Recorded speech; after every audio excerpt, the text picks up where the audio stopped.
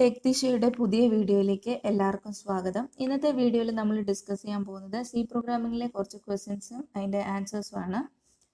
2 മാർക്കിനൊക്കെ ചോദിക്കാൻ സാധ്യതയുള്ള കുറച്ച് ക്വസ്റ്റ്യൻസ് ആണ് സെലക്ട് ചെയ്തിരിക്കുന്നത്. First question, what is dangling pointer in C? A pointer in C programming is used to point to the memory location of an existing variable. ഒരു exist ചെയ്യുന്ന വേരിയബിളിൻ്റെ memory ലൊക്കേഷനിലേക്ക് point ചെയ്യാൻ ഉപയോഗിക്കുന്ന വേരിയബിൾസിനെയാണ് നമ്മൾ പോയിന്റർ വേരിയബിൾ എന്ന് പറയുക. Pointer variable എപ്പോഴും address location ആയിരിക്കും hold ചെയ്യുക. A pointer pointing to a memory location that has been deleted or freed is called dangling pointer. Delete ചെയ്തിട്ടുള്ള ഒരു വേരിയബിളിൻ്റെ അഡ്രസ് ലൊക്കേഷനിലേക്ക് പോയിന്റ് ചെയ്യുന്ന ഒരു പോയിന്ററിനെയാണ് നമ്മൾ ഡാംഗ്ലിംഗ് പോയിന്റർ എന്ന് പറയുന്നത്. ഡാംഗ്ലിംഗ് പോയിന്റർ വരാനുള്ള 3 കേസസ് ആണ് നമുക്കുള്ളത്. എന്തൊക്കെയാണെന്ന് നോക്കാം. D allocation of memory, when the local variable is in static, and the third point is when A variable goes out of the scope. Next question is, what is header file in C? Normally നമ്മൾ ഏതൊരു programme എഴുതുന്നതിന് മുന്നേ നമ്മൾ പ്രോഗ്രാമിനെ support ചെയ്യാൻ വേണ്ടി ചില header ഫയൽസുകൾ hash include കൊടുത്ത് ഇൻക്ലൂഡ് ചെയ്യാറുണ്ട്.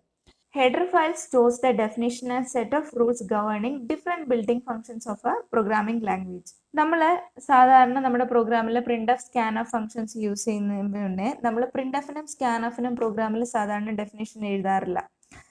പകരം നമ്മൾ സ്റ്റാൻഡേർഡ് ഇൻപുട്ട് ഔട്ട്പുട്ട് ലൈബ്രറിയായ stdio.h നമ്മുടെ പ്രോഗ്രാമിലേക്ക് ഇൻക്ലൂഡ് ചെയ്യുകയാണ് ചെയ്യുക.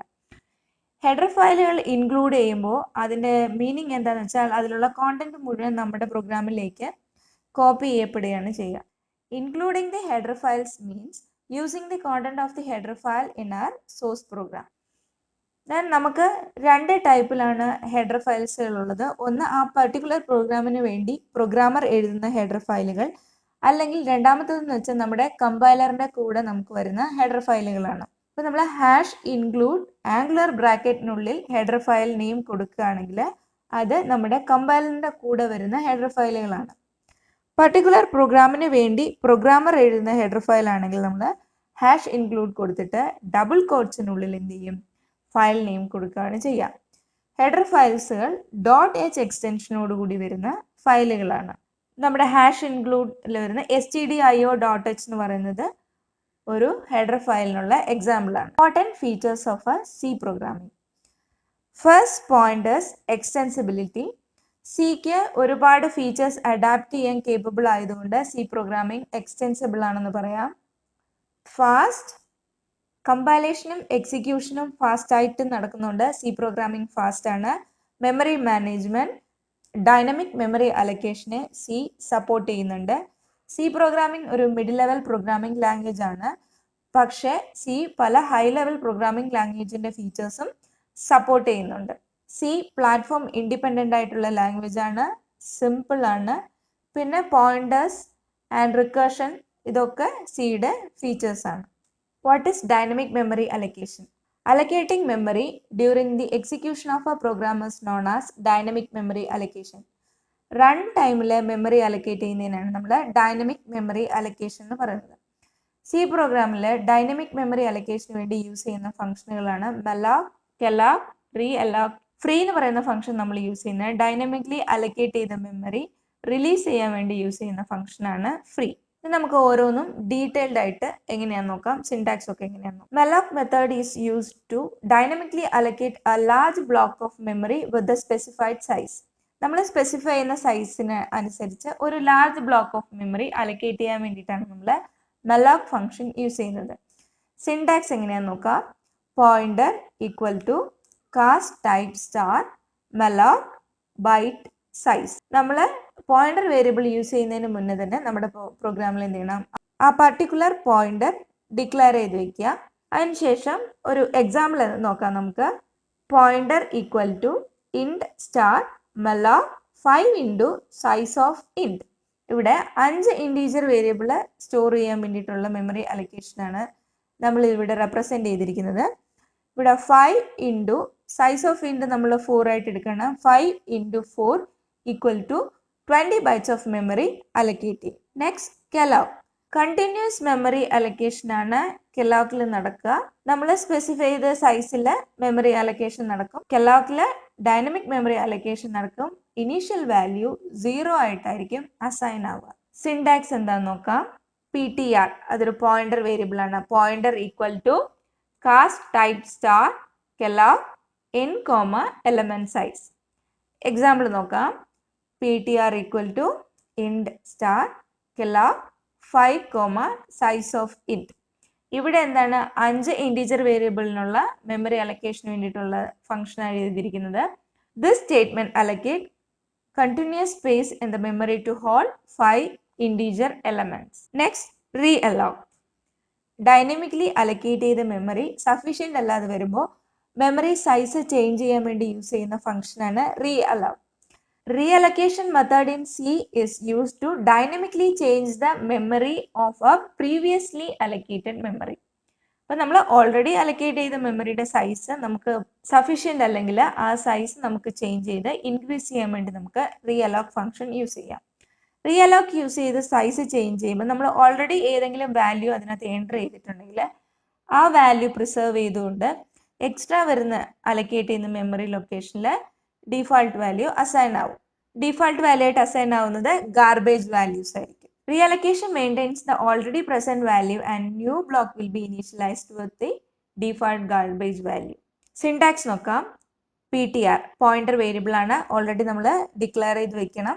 PTR equal to realloc pointer new size. ഏത് പോയിന്ററിന്റെ ആണോ സൈസ് ഇൻക്രീസ് ചെയ്യേണ്ടത് ആ പോയിന്റർ ആണ് ബ്രാക്കറ്റിനുള്ളിൽ മെൻഷൻ ചെയ്യേണ്ടത്. Next free. നമ്മൾ ഡൈനാമിക്കലി അലൊക്കേറ്റ് ചെയ്യുന്ന മെമ്മറി ഫ്രീ ചെയ്യാൻ വേണ്ടി ഉപയോഗിക്കുന്ന ഫംഗ്ഷനാണ് ഫ്രീ. അതായത് ഓപ്പറേറ്റിംഗ് സിസ്റ്റം ഡിലീറ്റ് ചെയ്യാത്തതുകൊണ്ട് നമ്മൾ പ്രോഗ്രാമിൽ തന്നെ പ്രത്യേകം ഫംഗ്ഷൻ എഴുതിയിട്ട് വേണം ഡൈനാമിക്കലി അലൊക്കേറ്റ് ചെയ്ത മെമ്മറി ഡിലീറ്റ് ചെയ്യാൻ. സിൻടാക്സ് എങ്ങനെയാണെന്ന് നോക്കാം. ഫ്രീ ബ്രാക്കറ്റ് ഓപ്പൺ ചെയ്തിട്ട് ഉള്ളിൽ ഏത് പോയിന്റർ വേരിയബിൾ ആണോ നമ്മൾ ഡിലീറ്റ് ചെയ്യേണ്ടത് ആ പോയിന്റർ മെൻഷൻ ചെയ്യാം. നമ്മൾ ഡിലീറ്റ് ചെയ്തിട്ടില്ലെങ്കിൽ നമുക്ക് മെമ്മറി വേസ്റ്റേജ് വരാനുള്ള പോസിബിലിറ്റി ഉണ്ട്. അതേപോലെ തന്നെ മെമ്മറി ലീക്സ് ഒക്കെ വരും. അപ്പോൾ അങ്ങനത്തെ കോംപ്ലിക്കേഷൻ ഒന്നും ഉണ്ടാവാതിരിക്കാനാണ് ഡൈനാമിക്കലി അലൊക്കേറ്റ് ചെയ്ത മെമ്മറി നമ്മൾ പ്രോഗ്രാം എൻഡ് ചെയ്യുന്നതിന് മുന്നേ തന്നെ ഡിലീറ്റ് ചെയ്യുന്നത്. Next question, what is the difference between malloc and കെലോഗ്?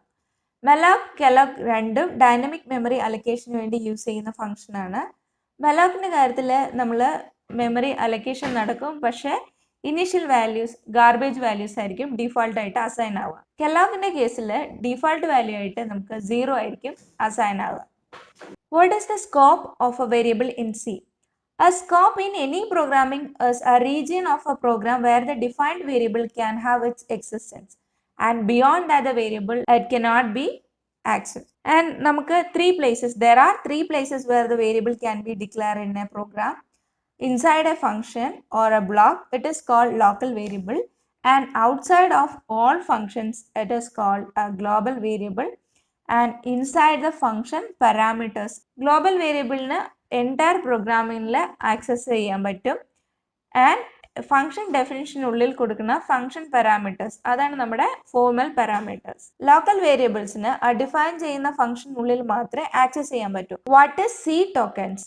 C tokens are the smallest element of a program which are meaningful to the compiler. നമ്മുടെ പ്രോഗ്രാമിൽ യൂസ് ചെയ്യുന്ന smallest എലമെന്റ്സിനെയാണ് നമ്മൾ C tokens എന്ന് പറയുന്നത്. ഇത് നമ്മുടെ പ്രോഗ്രാമിന്റെ ബിൽഡിംഗ് ബ്ലോക്സ് ആയിട്ടാണ് ആക്ട് ചെയ്യുക. 6 ടൈപ്പ് ആണുള്ളത്. Keywords, identifiers, constants, strings, special symbols and operators. What is preprocessors? Before a program is compiled in a compiler, the source code is processed by a program is called preprocessor, and the process is called preprocessing. Commands used in preprocessors are called preprocessor directives, and they begin with the hash symbol. നമ്മൾ ചില പ്രോഗ്രാമിൽ hash define pi 3.14 എന്ന് കൊടുക്കാറുണ്ട്. അപ്പോൾ അത് macro definition ആണ്. അങ്ങനെ നമ്മൾ പൈയുടെ വാല്യൂ 3.14 എന്നൊക്കെ മെൻഷൻ ചെയ്യുന്ന സമയത്ത് നമ്മൾ എവിടെയൊക്കെ പ്രോഗ്രാമിൽ പൈ എന്ന് പറഞ്ഞ് യൂസ് ചെയ്യുന്നുണ്ടോ അവിടെയൊക്കെ 3.14 എന്നുള്ള വാല്യൂ റീപ്ലേസ് ചെയ്യും. ഈ പ്രീ പ്രോസസ്സിംഗ് പ്രോസസ് എന്ന് പറയുന്നത് ചിലപ്പോൾ ഹെഡർ ഫയൽ ഇൻക്ലൂഷൻസ് ആവാം, അല്ലെങ്കിൽ മാക്രോ എക്സ്പാൻഷൻസ് ഒക്കെ ആവാം. നമ്മുടെ ഹാഷ് ഡിഫൈൻ കൊടുക്കുന്ന വാല്യൂസ് അതേപോലെ ഹാഷ് ഇൻക്ലൂഡ് ചെയ്യുന്നതൊക്കെ പ്രീ പ്രോസസ്സിങ്ങിന് എക്സാമ്പിൾസ് ആണ്. Difference between formal parameters and actual parameters. Parameters which are included at the time of function definition is called formal parameters. നമ്മൾ ഫംഗ്ഷൻ ഡെഫിനിഷന്റെ സമയത്ത് കൊടുക്കുന്ന പാരാമീറ്റേഴ്സിനെയാണ് നമ്മൾ ഫോർമൽ പാരാമീറ്റേഴ്സ് എന്ന് പറയുന്നത്. Parameters which are included at the time of function call is called actual parameters. നമ്മൾ call ചെയ്യുന്ന സമയത്ത് കൊടുക്കുന്ന പാരാമീറ്റേഴ്സ് ആണ് നമ്മുടെ actual parameter. In the case of a formal parameters the data type must be mention. നമ്മൾ ഫോർമൽ പാരാമീറ്റേഴ്സ് കൊടുക്കുന്ന സമയത്ത് ഏത് ഡേറ്റ ടൈപ്പ് ആണെന്നുള്ള കാര്യം നമ്മൾ മെൻഷൻ ചെയ്യണം. പക്ഷെ ആക്ച്വൽ പാരാമീറ്റേഴ്സിന്റെ കാര്യത്തിൽ നമ്മൾ ഡേറ്റ ടൈപ്പ് മെൻഷൻ ചെയ്യേണ്ട ആവശ്യമില്ല. പക്ഷെ നമ്മൾ ഏത് ഫംഗ്ഷൻ ആണോ കോൾ ചെയ്യുന്നത് ആ ഫംഗ്ഷന്റെ ഫോർമൽ പാരാമീറ്റേഴ്സുമായിട്ട് മാച്ച് ചെയ്യുന്ന ഡേറ്റ ടൈപ്പ് വേണം നമ്മൾ എൻ്റർ ചെയ്യാൻ വേണ്ടിയിട്ട്. ഫോർമൽ പാരാമീറ്റേഴ്സ് എന്ന് പറയുന്നത് ഡേറ്റ ടൈപ്പും അതിന്റെ വേരിയബിളും ആയിരിക്കും. ആക്ച്വൽ പാരാമീറ്റേഴ്സ് വേരിയബിൾസ് ആവാം, എക്സ്പ്രഷൻസ് ആവാം, കോൺസ്റ്റൻസ് ആവാം. ഡേറ്റ ടൈപ്പ് നിർബന്ധമല്ല. And formal parameters are only definition of input data type. These are to show which type of data should be given as input.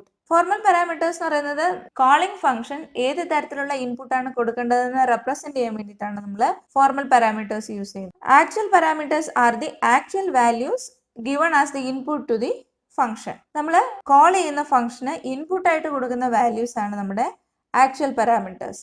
നമുക്കിതൊരു എക്സാമ്പിളിലൂടെ നോക്കാം. നമുക്കൊരു എക്സാമ്പിൾ നോക്കാം. ഇൻറ്റ് some എന്ന് പറയുന്ന ഒരു ഫംഗ്ഷൻ ആണ് ഇവിടെ ഫംഗ്ഷൻ ഡെഫിനിഷൻ കൊടുത്തിരിക്കുന്നത്. ഡെഫിനിഷനുള്ളില് ഇൻറ്റ് എ, ഇൻറ്റ് ബി എന്ന് പറയുന്ന രണ്ട് വേരിയബിൾ കൊടുത്തിട്ടുണ്ട്.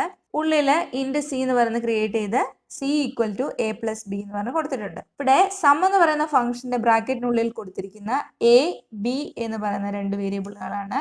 ഇവിടെ സം എന്ന് പറയുന്ന ഫംഗ്ഷനുള്ളിൽ കൊടുത്തിരിക്കുന്ന എ, ബി ഈ രണ്ട് വേരിയബിൾസ് ആണ് നമ്മുടെ formal parameters.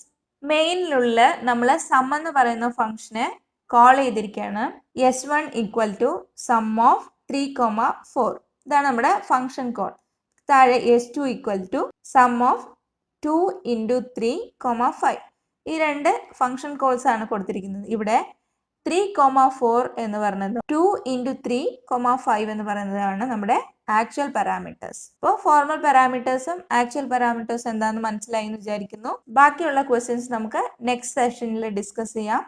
Thank you so much for watching this video. Subscribe for more videos. Thank you.